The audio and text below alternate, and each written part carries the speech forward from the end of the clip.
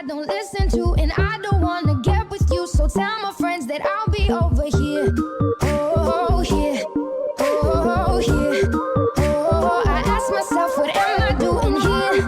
Oh, here. What's up? It's your girl Alicia, and I'm coming to you today with another video.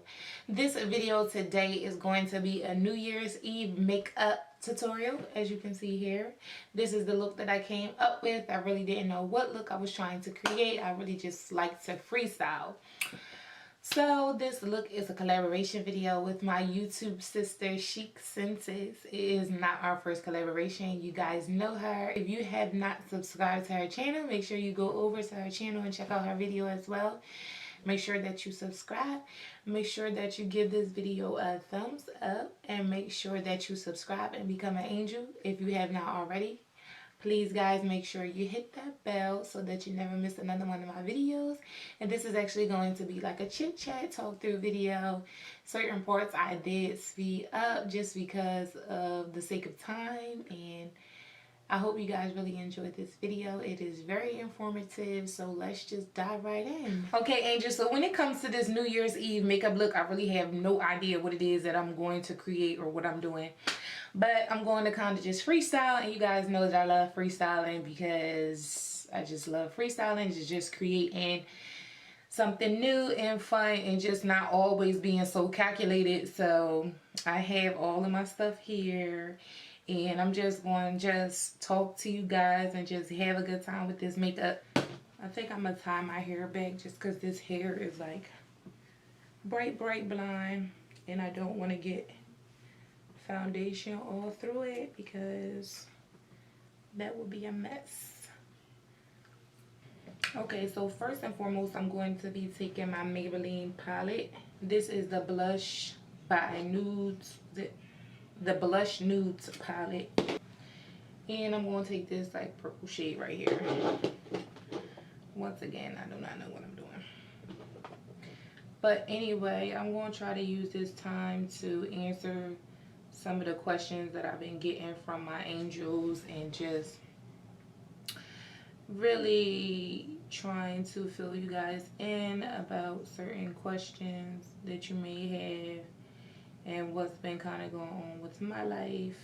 So first and foremost, you guys know that I've been trying to be more consistent with YouTube, and I've been actually uploading more and like trying to create an upload schedule, and it seems to be going really well for me. A lot of my subscribers ask me all the time, Alicia, so how do you manage to keep up with YouTube and your kids? Because you guys know that I have 4 kids, 5 by marriage, including my stepson is 5, and you always asking me, how do you manage to keep up with the kids, keep up with being a wife, keep up with running your own business and doing YouTube and everything else that I am included in.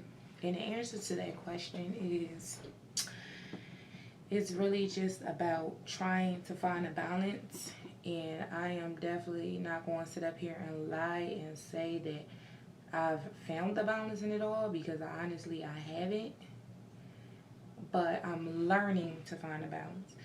It's one of those things where you just have to learn what it is that makes life easier for you. What is your top priorities? What comes first in your life? And then you kind of like organize your life around prioritizing everything, if that makes sense, because you want to basically have things in order. You don't want the stuff that needs to be put first being put to the back burner and things of that sort. So I think it's very important to, I'm sorry y'all, because I'm not used to doing my makeup and talking like this at the same time, but I think it's very important to live by a planner, keep a planner, and try your best to set everything up day by day. Like, I have to organize my videos. I figure out which videos it is that I want to record. I'm going in and smoking this out just a little bit. I figure out what it is, like what videos that I want to record. And then I write down all my video ideas. I have to write down whether or not this video needs props, what kind of outfit I kind of want to wear with it. Just get an idea of everything with the video and break everything down, so that when it's time to film the video, I have like some type of direction, which is really cool to see everything come together, because it's like you sit down and you vision everything and you get it down on paper, but to actually put everything into action is like really fun. But to answer the question, you really gotta do what's right for you. Like, nobody can tell you how to organize your schedule or what will work best for you. And I think that was one of the hard things for me. I always wanted somebody to tell me, like, what should I do? Like, how do I go about keeping everything organized and just really making sure that I get everything done. And the truth is, it's almost impossible to get everything done. Like, you're not going to get everything done. You're not. Some things you're going to have to wait and hold off until the next day. And honestly, that's hard for me because I hate feeling like I'm getting behind in everything. Like, I need to have everything done a particular way, if that makes any sense. But I really enjoy doing YouTube, and YouTube has allowed me the opportunity to grow as a person, and I love the fact that I'm able to meet new people and be myself. And it's true that a lot of people is not going to love you for being yourself. You know, some people just hate you just for the sake of hating you. But the main thing is you just stay true to yourself and you just focus on what it is that you want to do and you keep moving forward. Okay, so I had another one of my subscribers ask me, since Christmas is coming up, they asked me, how do I manage to co-parent during the holidays? Because you guys know, or you're going to know now, that all my kids are not by my husband. So I had my kids in previous relationships. If you would have checked out my stories where I talked about like my relationships in the past and becoming pregnant and being a teen mom, all of that information is in there. I'll make sure I leave those videos and link them in the description bar. I'll put some cards up here. But in any event, when it comes to my baby fathers, because I have 2 baby fathers and a husband.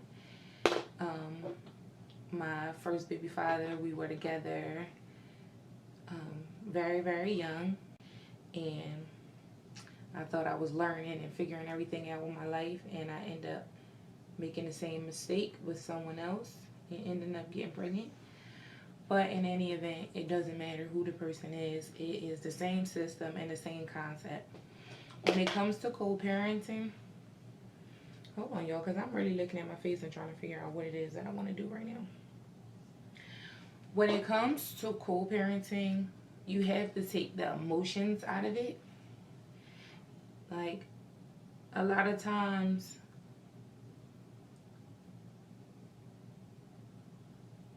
let me just do this eye makeup and forward this for you guys, and then I'm going to get into this part because I need to really talk to y'all about this whole co-parenting thing and get into deep details.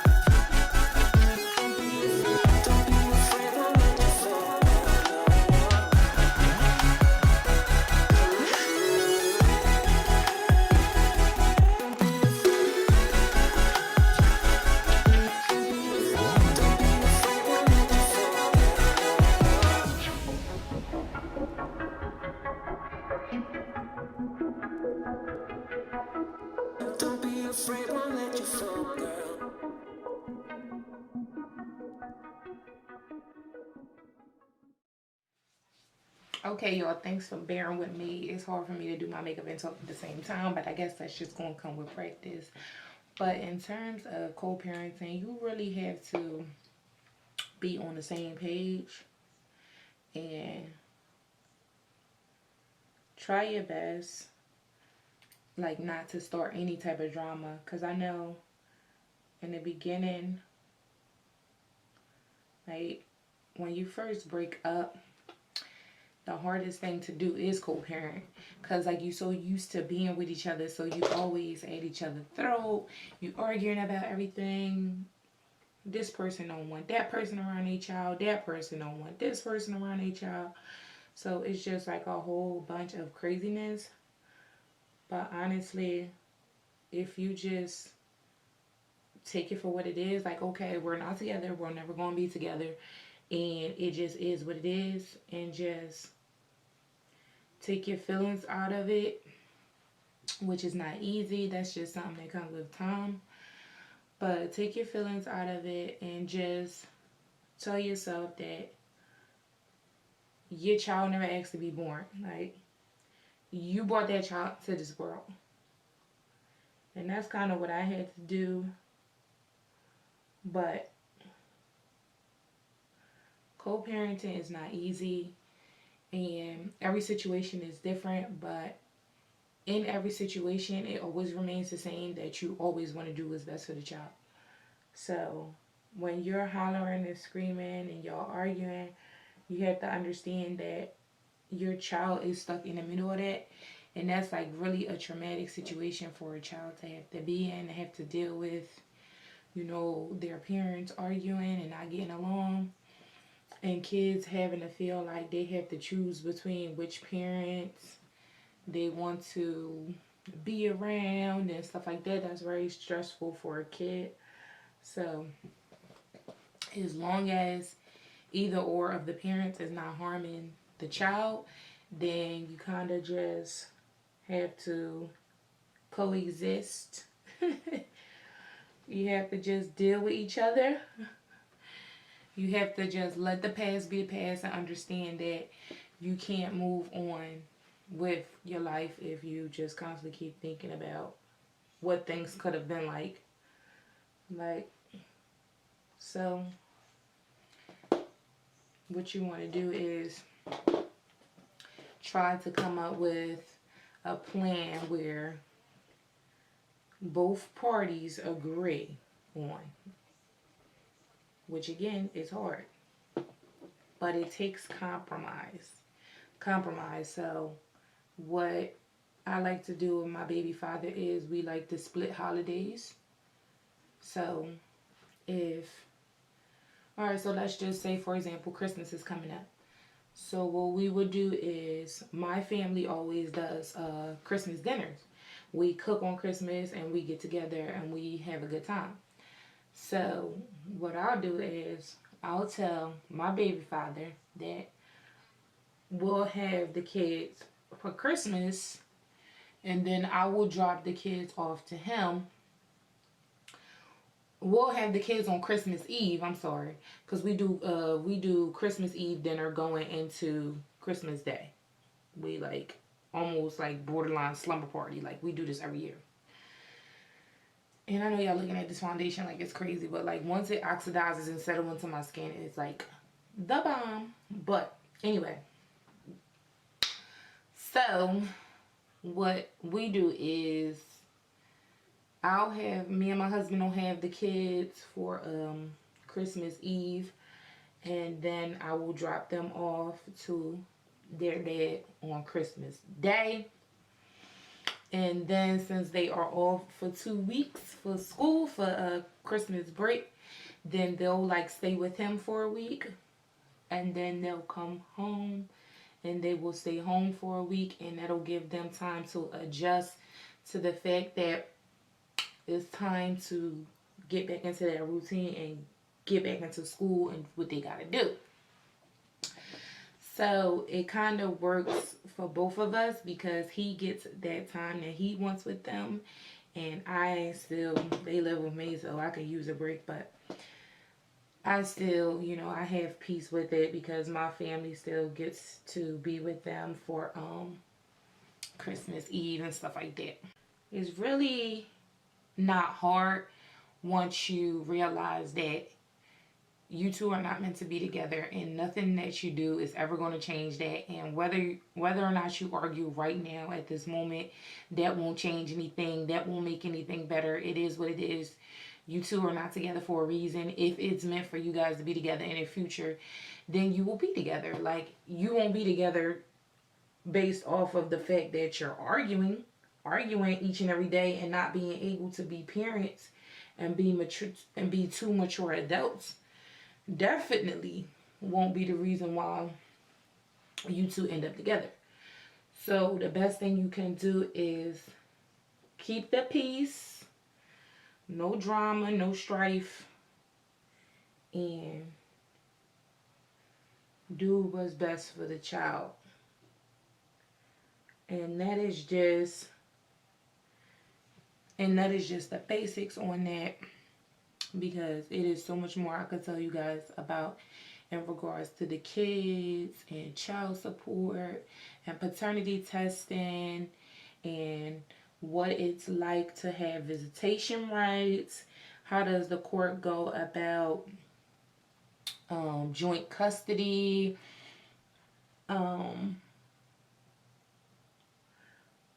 How is it like to have full custody? I can go into all of that with you guys. So if you have more questions in regards to being a mother, kids, coexisting, parenting, and all things of that sort, just let me know and I'll make sure I do like a whole video on it. But this video right here, we're just like chit-chatting. Okay, so another one of my subscribers asked me, what is it like being young and being married? Being young and being married is definitely not what everybody think it is.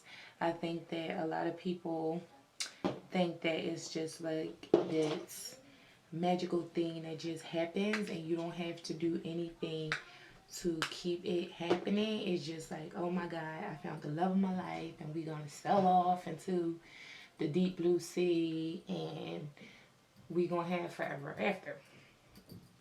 And although that sounds, you'll probably hear my husband and the kids now, but although that sounds like so awesome, that is really not what happens. When you get married, it's just like having a child. You have no idea what it is that you can expect from the situation, besides the fact that both of y'all should be committed to one another. And it does not come with the manual. So I say this because I almost put that powder all over my eye. I say this because marriage is a lot of work. When you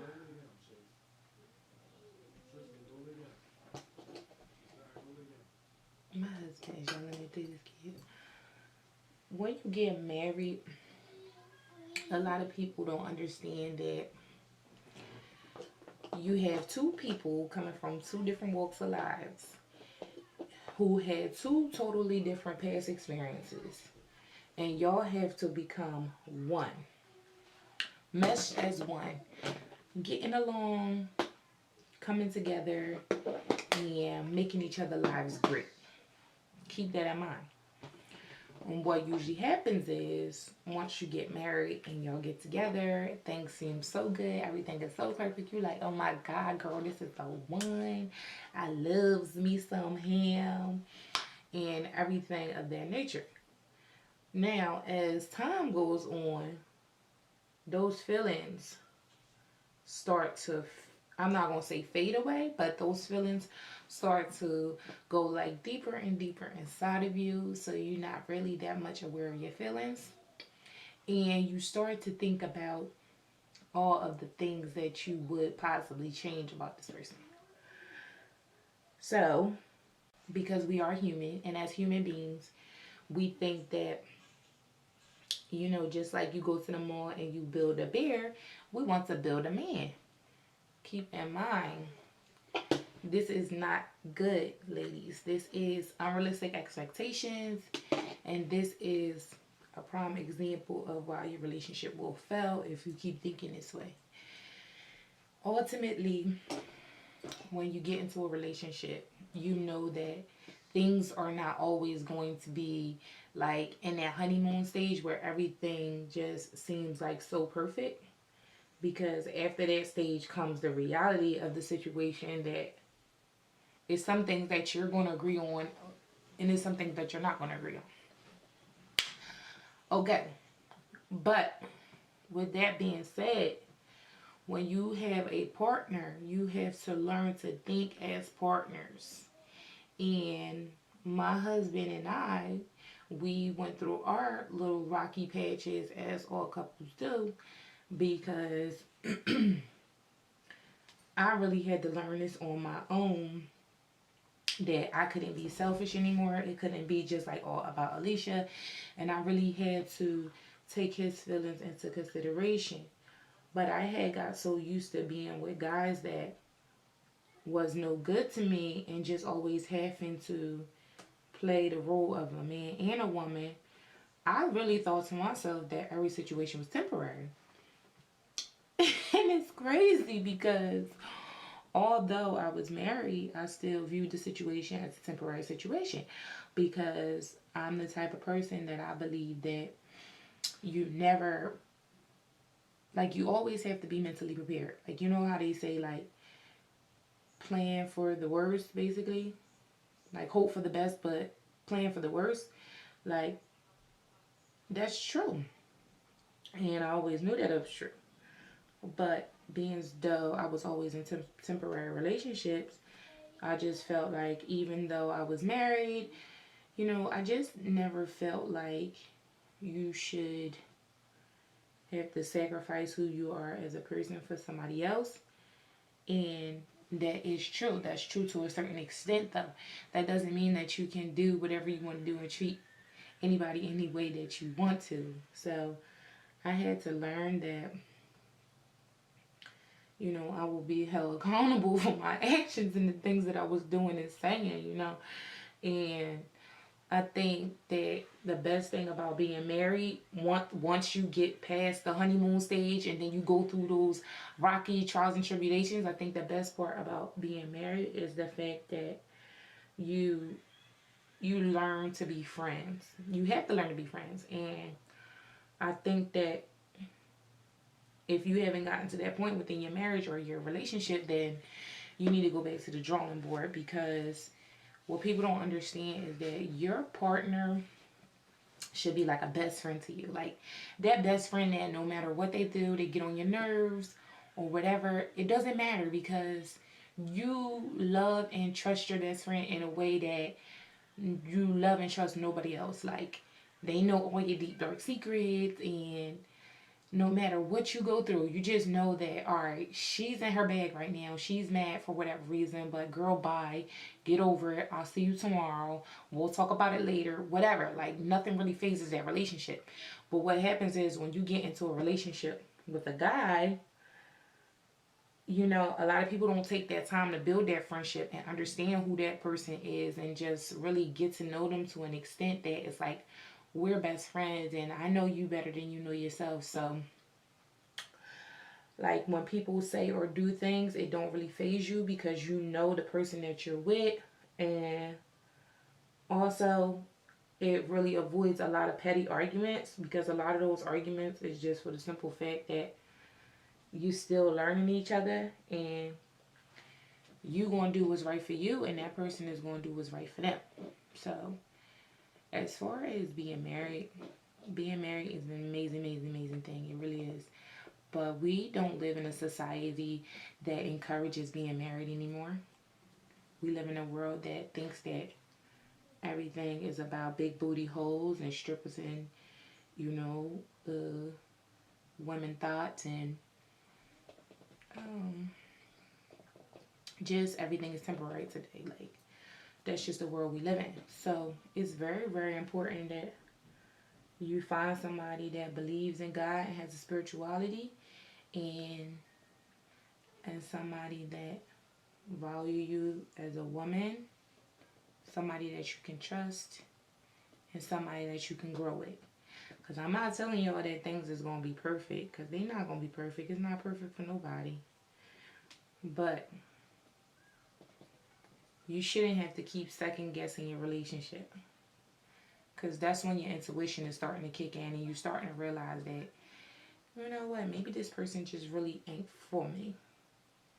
Oh, this is that cheap powder, y'all.